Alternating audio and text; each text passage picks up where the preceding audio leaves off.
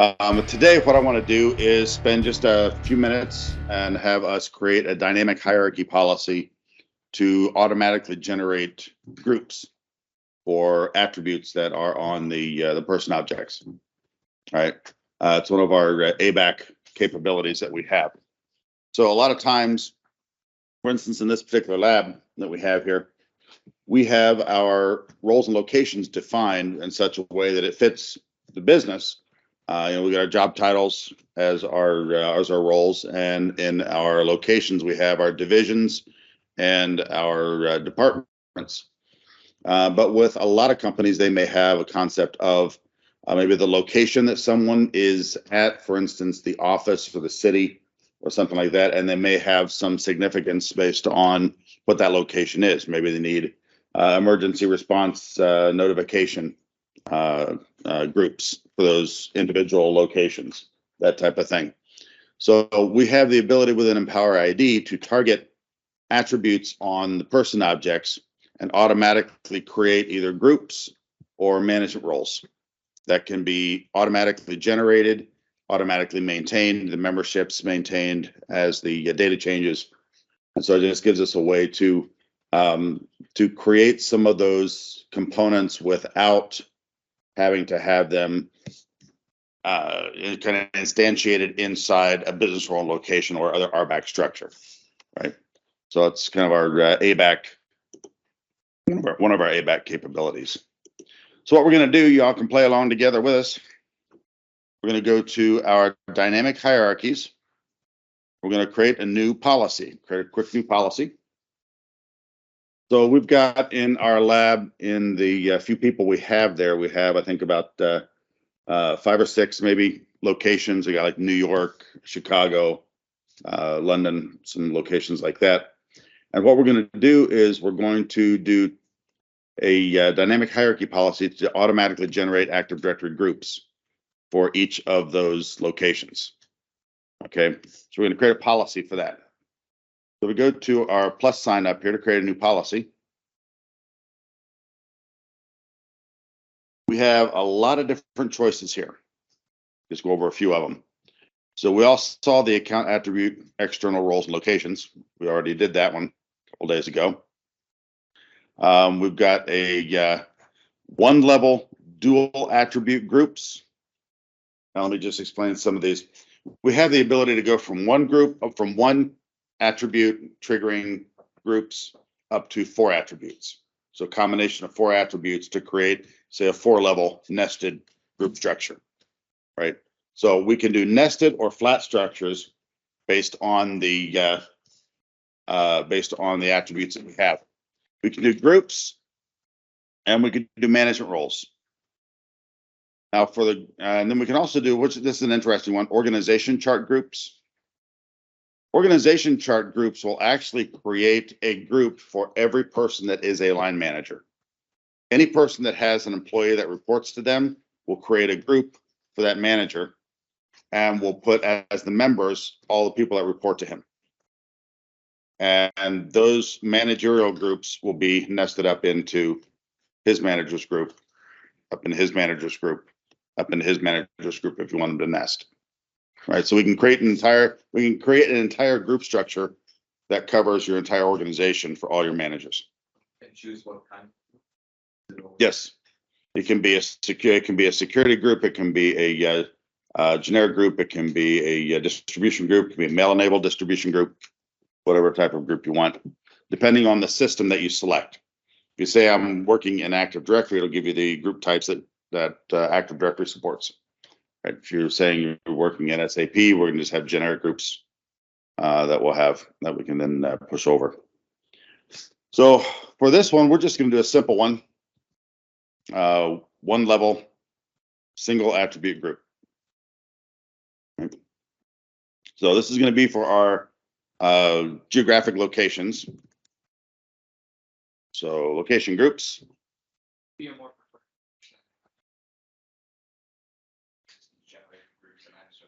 Ingressing them into the system? Depending on the level of automation you want, yes. This is something that We've got one customer that uses this specifically. I think they've got 4 policies that generate 10,000 groups. Okay. And they basically freed up 4 FTEs to do other tasks. They were a insurance company, and they had like practice area, they had location, they had division, they had practice group or something like that. They had like 4 attributes. And at any given time, someone in their customer base could call in and say, hey, I need a group for this practice area with this type of agent for this location. And they'd have to create it. And then the person would give them the list of people that need to go in it, and they would do it. Well, they had 4 people working full time for the entire organization, constantly responding to requests to create these groups. So what they did is they decided, you know what? Groups are cheap. It doesn't cost me anything to have a group in Active Directory. So they created 4 policies, basically, totally meshed, created all 10,000 groups with a particular naming convention. Now, whenever anybody calls up and says, hey, I want a group, and they say, wait, we already got one, just use this one. And then it's constantly and automatically updated memberships based on the data coming from HR and coming from their other systems that are feeding Empower ID. So it completely freed up 4 people that they could use elsewhere. So these can be very powerful. You can do it for up to, like I said, up to 4 attributes. So if you wanted to create maybe a region group, and then a country group, and a city group, and an office location group, you could have your offices nested into your cities, nested into your countries, nested into your regions, right? You could do that and have it automatically continually generate those and keep them up to date. The thing is, inclusion where clause, I could say that I want groups generated, but I don't want to look at the entire directory of 150,000 people. I just want to look at this particular region. I just want to generate groups for this particular region. So you can, in the where clause here, you can actually specify which records you want to include in the data set for your groups, right? So you could filter it down if you don't want to look at the entire data set and create groups for the entire world. So we'll go ahead and put a description here. And then the directory that we want to create the group in, you're going to select there. So if you have multiple Active Directory domains, you could create groups in a particular domain. Now, just like we did with our external role and location hierarchy, we've got our generation, our hierarchy generation, our membership recalculation. So I'm going to turn the generation on first, let it generate the groups, and then I'll turn the membership on. And we'll put this down to our Patrick-based 3 minutes for training. Now here's our policy settings. Which attribute do we want to group by? Quite simple. We're going to say, well, in this case, we're going to group by our location attribute. We'll go find it here. There's a location attribute. And what I did basically is go and see, okay, what attributes do we have for our people? And we do have the location attribute that's populated. I went and looked at the data. We got about 5 or 6 different locations that our 50 people are spread out through. So that'd be a good one just to test with. This location, again, claim matching group mail, and then you can mail enable the group if you want, if you're integrated with Exchange or Exchange Online. What do you want to do with empty groups? Same thing. Now, what group type do you want? You can pick, since we selected Active Directory as our directory, we can do like a security universal, security global. We could do mail enabled security universal group if we wanted, whatever type of group you want to do. And we'll go ahead and we'll just make this a security group. Then it wants to know what OU you want to place them in. And I've got out here, I created a location, and all your labs call them Power ID. We'll just stick them in there.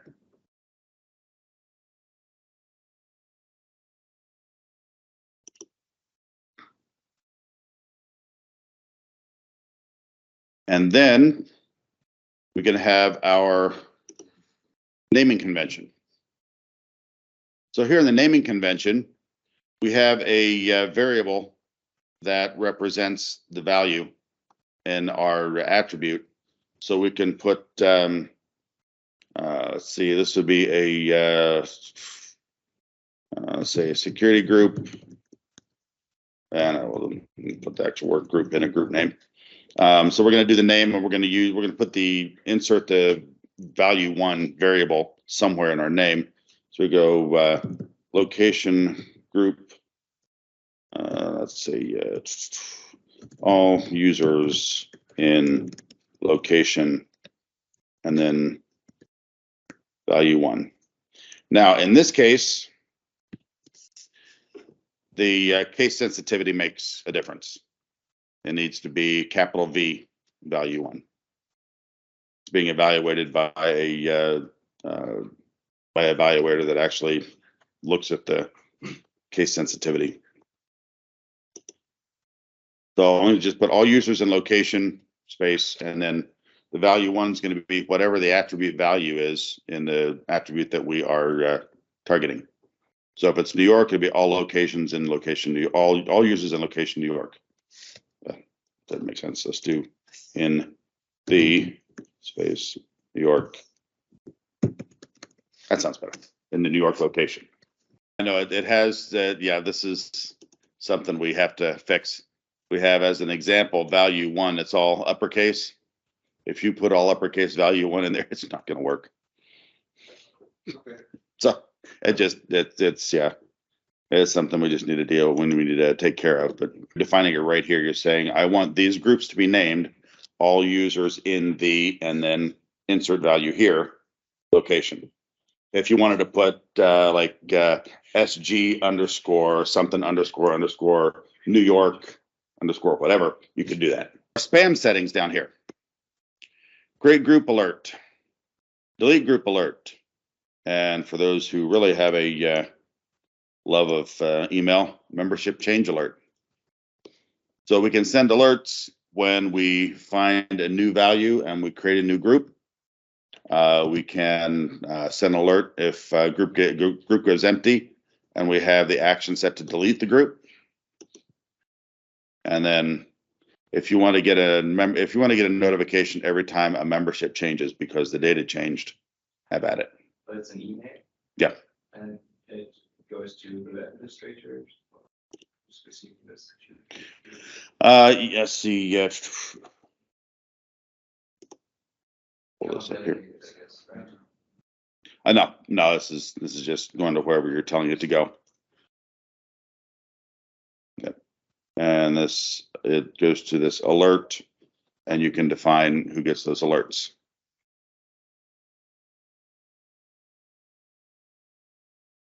Already we have these alerts, and you can define the alerts, who the emails go to and whatnot.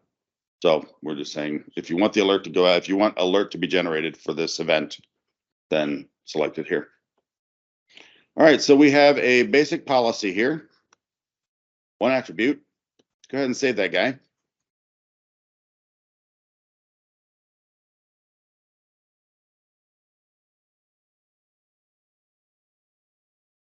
If everything's up and running properly in the system, the hierarchy generation job should notice that there's another policy out here waiting to be done. Okay, so you don't see any success, so it's not happened just yet. If we want to go take a look at when we expect it to happen, we can go look at our job history and see when it ran last time. Dynamic hierarchy generation. Oh, looks like that's for the flat file connector. All right, so should be running here pretty soon.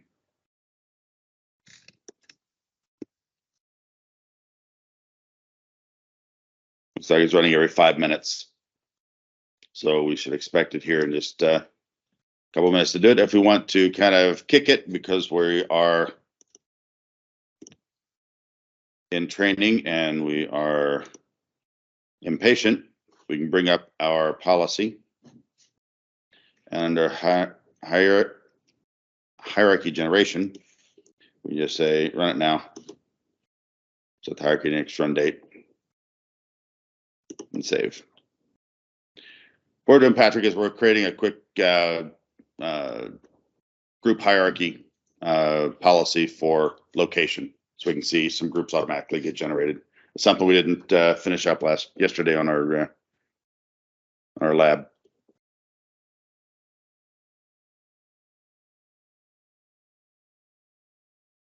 Looks like hierarchy generation just happened for me. So let's look at the inbox. Hierarchy event inbox. These aren't going to be in date order. So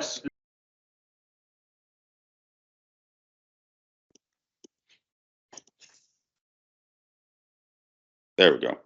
All users in the New York location. So I see my group here, and I see my CN here is all users in the New York location. They'll use Empower ID, DC80 domain, dc.com. And let's go ahead and just take a look. I'm going to go ahead and go out to my lab here and look under Empower ID. There we go. Got my security groups. Got Boston, Chicago, Los Angeles, New York, and San Francisco. There's going to be members in yet because we didn't turn the membership on. So now that we know we've got our groups out there, we can go ahead and bring up our policy one more time, and we'll turn on the membership generation. Now keep in mind, you can turn both these on at the same time when you create the policy. It's not a big deal. It's just gonna, probably have an extra cycle on the membership generation, as it's gonna run without anything being created yet. But this is just the way I do it. So we'll change that to 3 minutes. Save that. Huh? You have to make it run now. I actually, if it's null, it should run immediately. So.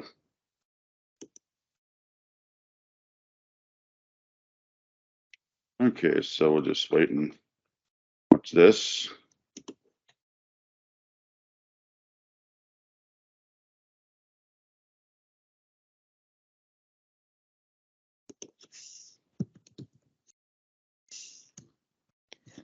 Yeah.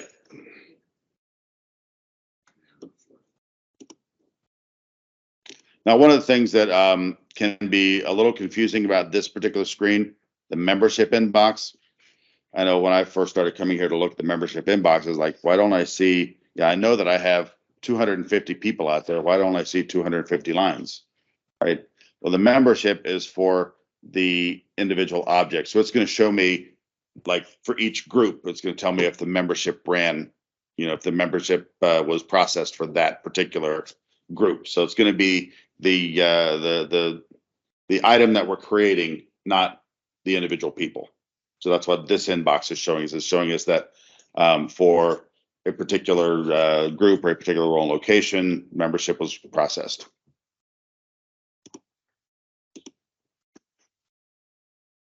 So we'll just wait for that to finish up.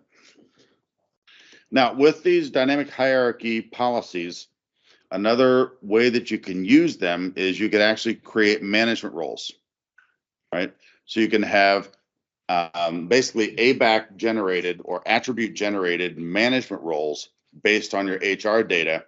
Once those management roles are created, if you tell it that you don't want it to delete unused management roles or whatever, you can always go in, bring those management roles up and assign access to them, right? So you can use them as normal management roles, because we're just going to be manipulating the membership. Once we've created them through the dynamic hierarchy, we're just going to be manipulating the membership. So you can use those as source management roles, and you can put access assignments in there. So if you had particular assignments you want to do for all of your physical locations, but we don't have the physical locations like the New York, Chicago, San Francisco in our hierarchy, in our tree hierarchy, but you still want to be able to generate assignments based on the attribute data come from HR. Do a dynamic hierarchy policy, generate your management roles, go ahead, add your access to your management roles for those locations. And then from that point on, we're going to continue to keep those memberships up to date, the memberships in that management role from the attribute data coming from HR. So you can actually drive your management role membership from HR data in that way. It's kind of I mean, that's one of the ways that we implement kind of an ABAC capability. Right. So it's very, very helpful, very handy to do.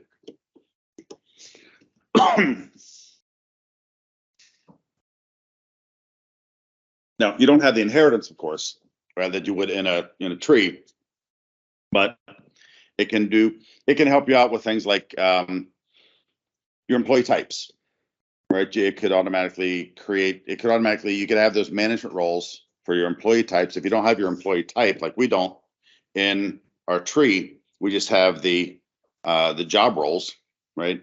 But if we want to differentiate certain things for employees, certain things for externals, certain things for customers, we could go ahead and we could target a dynamic hierarchy policy towards our employee types. It would generate the management roles. We decorate those management roles with their assignments and their entitlements, and then the system will automatically keep those roles up to date based on the data coming from HR. There's another option there. Hey, look at that! I got my location groups now. My membership says it's gone. That's good. So I've got those now. If I go out and look in my Active Directory, if I say go to all users in Chicago, there's my members. I have groups being created and populated in my Active Directory. All right. And like I said, with those policies, you have all the other types of kind of extensive policies you can create. You can do two attribute nested groups, 2 attribute flat groups. Just review some of these that are here. I'll just describe them a little bit. So two level attribute nested groups. Just look at what one of those, what kind of configuration we could do. If we do a two level attribute nested group, so say we had like maybe country and city, and we wanted to create some nested groups. I've got my country groups and I have all my city groups nested into it. We could create one of those, and down here in our policy settings, it actually gives us the ability to say, I want to add users as members at all levels and do not nest groups. So if you want to just create flat groups for my countries, groups for my cities, manage the membership without them actually nesting, because people are kind of moving away from nesting. Or you can go ahead and you can, if you leave that empty or unchecked, then it'll go ahead and it will nest my groups. And then I can actually set up, I can tell it that I want to create an OU for all of my level 1 groups. So if I'm going to be generating thousands of groups, I may not want all those groups to be in one OU. So if I'm doing like a 2-level nested group situation, or even not nested, and I say I have country and city, I can create an OU for each country, and then all of the city groups for that country will be put into that OU for that country, right? And so we can actually do a little bit of management of where those groups are going in your Active Directory, automatically create the OU, put the groups in there to give you a little bit of separation in your Active Directory when we're actually creating the groups.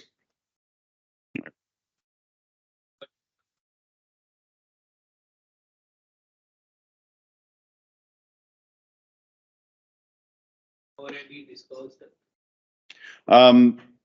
If you're creating, if the system, hey Patrick, are we that in the dynamic hierarchy policies? Is it intelligent enough to know if we select a particular directory that we know we want to create groups in, if that directory does not support nesting, do we understand that and not try to nest it, or do we just have to know? Yeah. Okay. What's your answer? That's gonna be what I was gonna say, but I wasn't quite sure if we had gotten that, if we had that exactly, so. Yep. And then for our now, interesting one, for our management roles, we have 2-level attribute management roles. The 2 levels that we're going to deal with here on these management roles, we're not going to nest management roles, but if you had, say, if you wanted to do city and country or country and state for your management roles, we would create a management role definition for the level 1, say for the country, and then we would create all of the management roles for the states or the cities, and we would have the parent definition be the country. Because in Empower ID, when you're targeting RBAC, you can target a management role definition and it will do the resultant set of all management roles that are parented by that definition. So it gives you a way that you can still segment out and you can still group by the management role definition. Yeah. All right, so everybody good with the dynamic hierarchy policies and what we use them for?